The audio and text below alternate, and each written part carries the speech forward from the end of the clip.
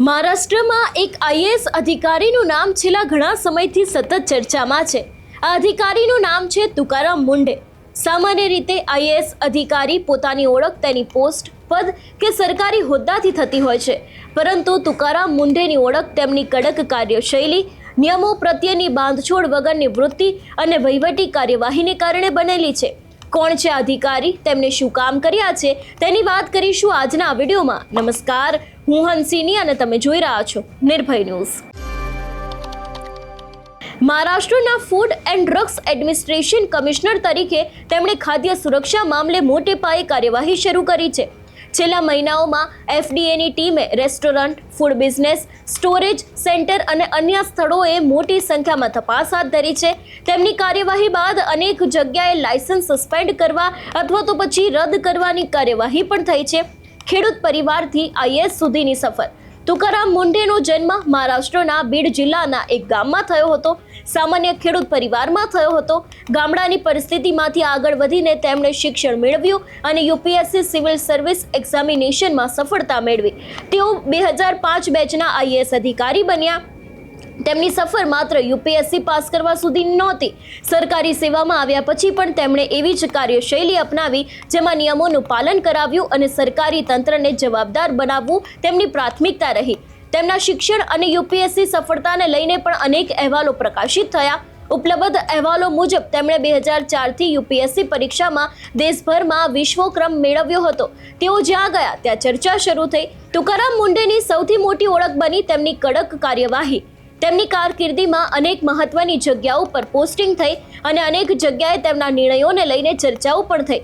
તેમણે ગેરકાયદેસર રેતી ખનન, વહીવટી બેદરકારી, ભ્રષ્ટાચાર અને નિયમોના ઉલ્લંઘન સામે કાર્યવાહી કરી હોવાની પણ ઘણા બધા એવા અહેવાલો અને ઘણા બધા એવા સમાચારો છે।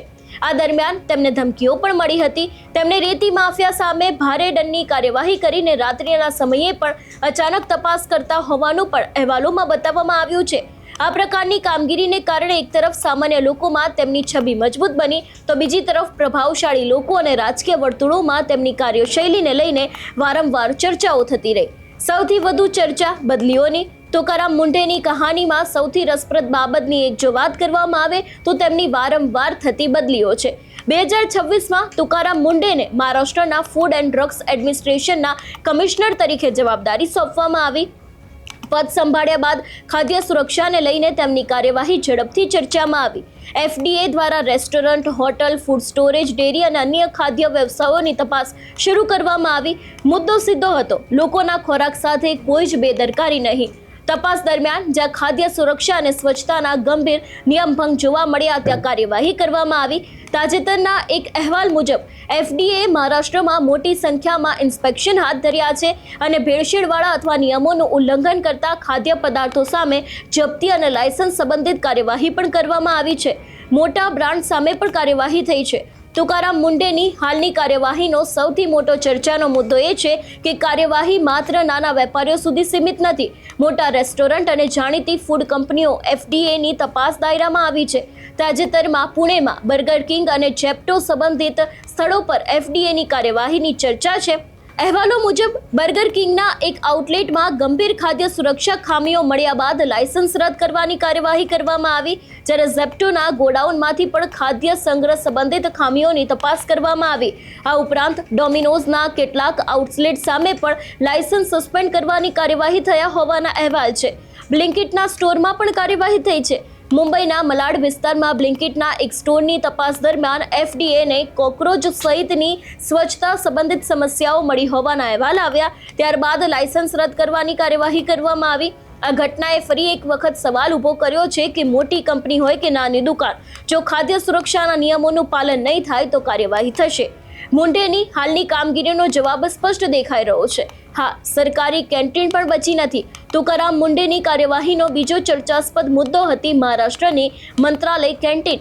સરકારી તંત્રની પોતાની કેન્ટીનમાં પણ ખાદ્ય સ્વચ્છતા અને વ્યવસ્થાને લઈને તપાસ અને પ્રશ્નો ઊભા થયા। આ કાર્યવાહી બાદ મંત્રાલયની કેન્ટીનને આધુનિક બનાવવા માટે લગભગ 3 કરોડ રૂપિયાના ખર્ચની યોજના અંગેના પણ અહેવાલો સામે આવ્યા છે।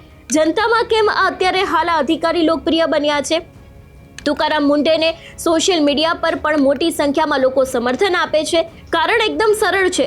જ્યારે કોઈ અધિકારી મોટા નામ સામે પણ કાર્યવાહી કરે, નિયમ તોડનાર સામે કડક વલણ અપનાવે અને સરકારી તંત્રમાં શિસ્ત લાવવાનો પ્રયાસ કરે, ત્યારે સામાન્ય લોકોમાં તેની છબી અલગ બને છે. તેમની હાલની FDA કાર્યવાહી બાદ સોશિયલ મીડિયા પર તેમને સિંઘમ IAS જેવી ઉપાધિઓ પણ આપવામાં આવે છે. ટેલિવિઝન અભિનેત્રી ડેવોલિના પણ તુકારામ મુંઢેની કામગીરી અંગે સોશિયલ મીડિયા પર સમર્થન વ્યક્ત કર્યું હતું. તેમની વહેલી બદલી ન થાય તેવી લાગણી પણ વ્યક્ત કરી હતી. એટલે જે રીતે અત્યારે એક IAS અધિકારી છે તે ખૂબ જ ચર્ચામાં આવ્યા છે, કારણ કે તેમણે મોટી નામ ધરાવતા કંપનીની સામે પણ કાર્યવાહી કરી છે. શું ખરેખર આવા અધિકારીની ગુજરાતમાં પણ જરૂર છે કે કેમ? અમને કમેન્ટ કરીને ચોક્કસથી જણાવજો. તેની સાથે અમારી ચેનલ નિર્ભય ન્યૂઝને લાઇક, શેર અને સબસ્ક્રાઇબ કરવાનું ભૂલશો નહીં. નમસ્કાર.